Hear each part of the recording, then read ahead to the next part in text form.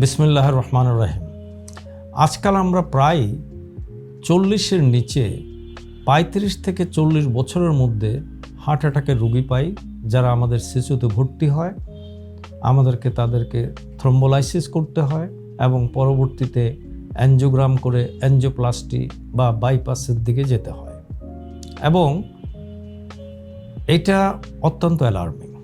এবং বিশেষ করে আমাদের দক্ষিণ পূর্ব এশিয়াতে এই ইয়াং জেনারেশনের সিভিয়ার করোনারি আর্টারি ডিজিজ, বা যেটার আরেকটা নাম বলে ম্যালিগন্যান্ট করোনারি আর্টারি ডিজিজ, আরেকটা সহজ ভাষায় বলতে গেলে যেটা করোনারি আর্টারির ক্যান্সারের মতো। অর্থাৎ একটা 35 বা 40 বছরের ছেলে হালকা পাতলা একটু ধূমপান করে, জানেও না যে তার রক্তে কোলেস্ট্রল বেশি আছে, নতুন ধরা পড়লো যে তার ডায়াবেটিস আছে, এবং আমাদের যে রাইট অ্যান্ড লেফট করোনারি দেখা গেল সবগুলি বন্ধ হয়ে আছে।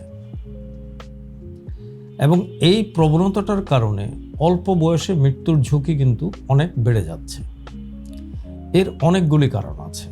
প্রথম কারণ আরবানাইজেশন, অর্থাৎ জীবিকার টানে বেশিরভাগ ইয়াং পপুলেশন শহরমুখী হচ্ছে, এবং শহরে এসে বেঁচে থাকার জন্যে তাকে যে কম্পিটিশনে যেতে হচ্ছে, এই কম্পিটিশনের কারণে তার ব্লাড প্রেশার বেড়ে যাচ্ছে, তার ডায়াবেটিস হচ্ছে, খাদ্যাভ্যাস পরিবর্তনের কারণে তার রক্তে চর্বির পরিমাণ বেড়ে যাচ্ছে, তার শরীর মোটা না হলেও তার পেটের মধ্যভাগ, অর্থাৎ মনে হচ্ছে যেন পেটে কেউ একজন একটা ছোট্ট আপেল বসিয়ে রাখছে, যেটাকে আমরা বলি অ্যাপেলয়েড ওবেসিটি।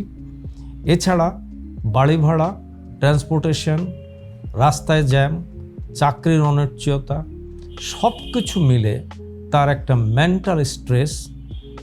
আর এর সঙ্গে খারাপ যে জিনিসটা হলো অতিরিক্ত আজকাল যে টিভির সামনে বা ফেসবুক বা ইউটিউব নিয়ে ঘন্টার পর ঘন্টা বসে থাকা, বাচ্চাদের ক্ষেত্রে বিশেষ করে যারা অনলাইনে দীর্ঘ সময় ক্লাস করে বা যারা করায়, এদের প্রত্যেকেরই কিন্তু হৃদরোগের ঝুঁকি বেড়ে যাচ্ছে। এছাড়া আরেকটা সর্বনাশা ব্যাপার আমরা গত কয়েক বছর যেটা দেখেছি, যে ইয়াং ছেলে যাদের বয়স 28, 30, 32 বা 35, যারা ইয়াবা অ্যাডিক্ট বা কখনো ইয়াবা ব্যবহার করেছে, সাডেন হার্ট অ্যাটাক তাদের মধ্যে খুব বেশি। এখন এই অ্যামফেটামিন বা কোকেইন আমরা আগের থেকেই জানি যে এগুলির কারণে হার্টের রক্তনালীটা হঠাৎ করে প্রচণ্ডভাবে শ্রিঙ্ক হয়ে যায়, যেটাকে বলে স্পাজম, এবং তখন একটা হার্ট অ্যাটাক হয়। কাজেই এই ইয়াং বয়সের ছেলে মেয়েদেরকেও আজকাল খুব সচেতন থাকতে হবে, এবং তাদের প্রত্যেকের 18 বছরের পর থেকেই তার রক্তচাপ কত, তার রক্তের সুগারের পরিমাণ কি, তার কোলেস্ট্রল আছে কি না, তার হোমোসিস্টিন লেভেল কি, তার ইউরিক অ্যাসিড লেভেল কি, এই জিনিসগুলি জানা অত্যন্ত প্রয়োজন। বেশিরভাগ রুগীরাই আমাদের কাছে যখন একটা হার্ট অ্যাটাক বা স্ট্রোক নিয়ে আসে, প্রথমবার জানলো যে তার হাই ব্লাড প্রেশার এবং ডায়াবেটিস এবং রক্তে কোলেস্ট্রলের পরিমাণ বেশি।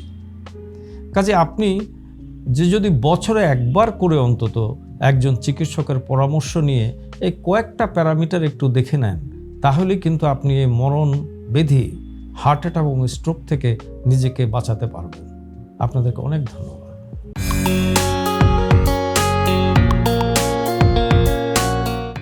Heart attack? চিন্তার কিছু নেই, শুধুমাত্র একটা ফোন করেই চিকিৎসার সব দায়িত্ব ছেড়ে দিতে পারেন আল হেলাল হার্ট হসপিটালের ওপর। কি এখন সম্পূর্ণ সুস্থ তো? আল হেলালের স্পর্শেই তো জীবন ফিরে পেলাম। হার্ট অ্যাটাকের ক্ষেত্রে যত দ্রুত সম্ভব সিসিইউতে নিয়ে আসতে হবে, তাতে মৃত্যুর ঝুঁকি অনেক কমে যায়। কারণ minute is muscle. Al Helal heart hospital.